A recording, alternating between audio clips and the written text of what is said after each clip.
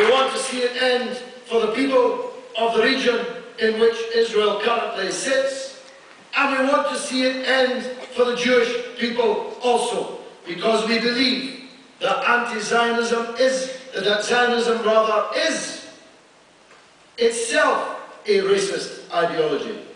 It's racist, first of all, against Jews, because it accepts the anti-Semite argument that a Canadian Jew isn't really Canadian, that a British or French Jew isn't really British or French, that they must leave their countries in which they and their forefathers, maybe for centuries, have lived, and go to the shores of the Mediterranean and live in somebody else's country.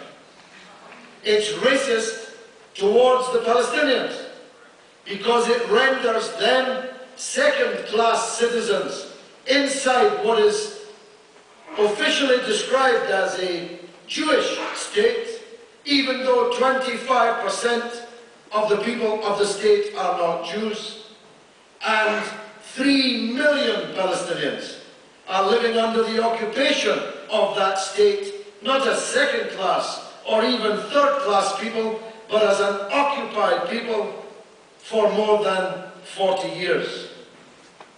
It is racist towards the rest of us, because it means that all of us are just waiting to fall upon, in some pogrom, the Jews in our midst. This is a poisonous ideology.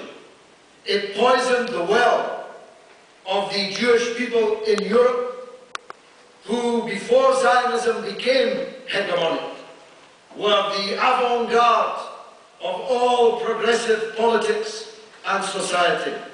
The leaders of the socialist movement, the leaders of trade unions, the leaders of progressive thought, the avant-garde, the very best of Europeans, represented, yes, by Marx and others.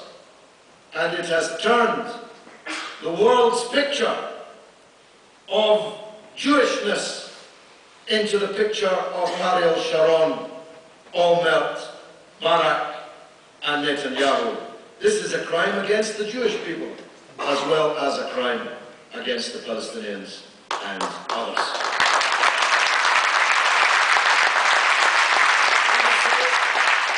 Something you probably don't know, I was one of the very few people on the left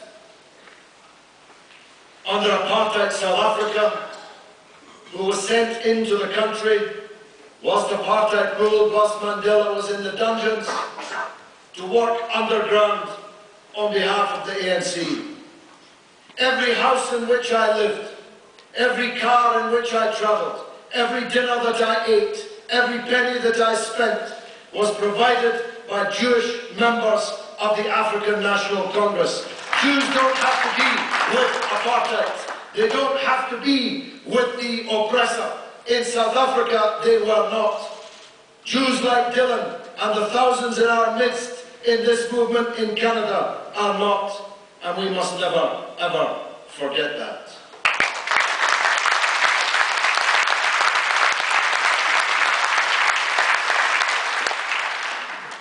We are the people who really represent the demand for human rights and for freedom and liberation of occupied people.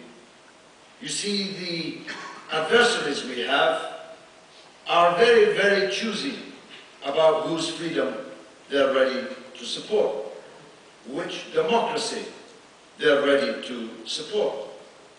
We're fighting in Iraq, not you, but we, fighting in Iraq for democracy, whilst our best friend next door in Saudi Arabia has no freedom or democracy of any kind.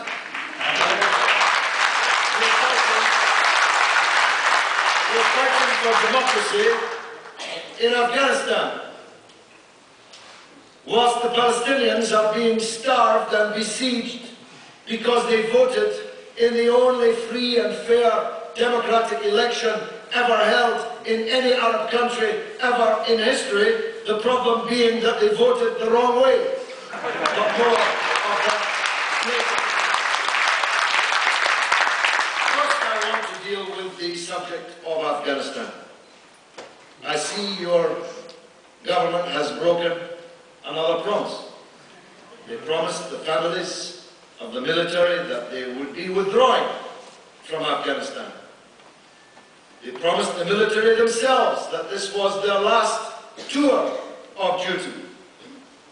They broke that promise, although you're only staying as trainers. Does nobody in Canada ever ask, how come the Afghan army needs quite so much training? We've been training them for almost 10 years. For longer than the First and Second World Wars put together.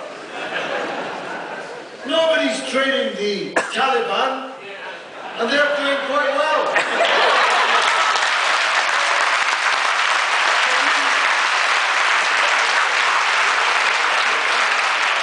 You know how much we're spending training Karzai's army? I'll have to say this twice, because the first time you'll think you misheard it. The training budget for Karzai's armed forces, paid for by Western taxpayers, including you, is $1 billion a month. $1 billion a month. With no noticeable improvement in 10 years in their performance. In fact, exactly, the pensioners are going cold in the winter while we're spending billions setting fire to other people's countries. That's the reality of our economic and political system. In my country of Scotland, pensioners are more likely to die of hypothermia in the winter than any place else in the world, including Siberia.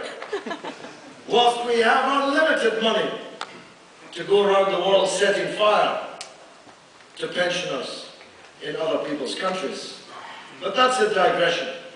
I want to get back to the $1 billion a month training budget.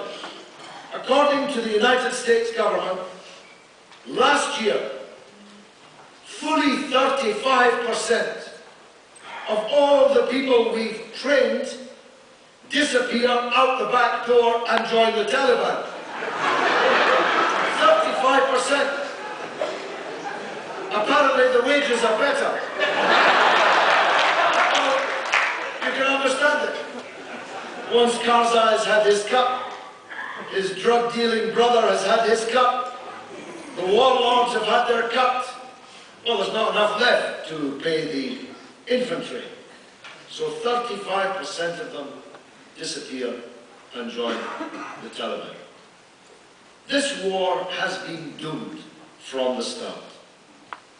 No one has ever successfully occupied Afghanistan. Not even Alexander the Great. And Mr. Harper, you ain't no Alexander.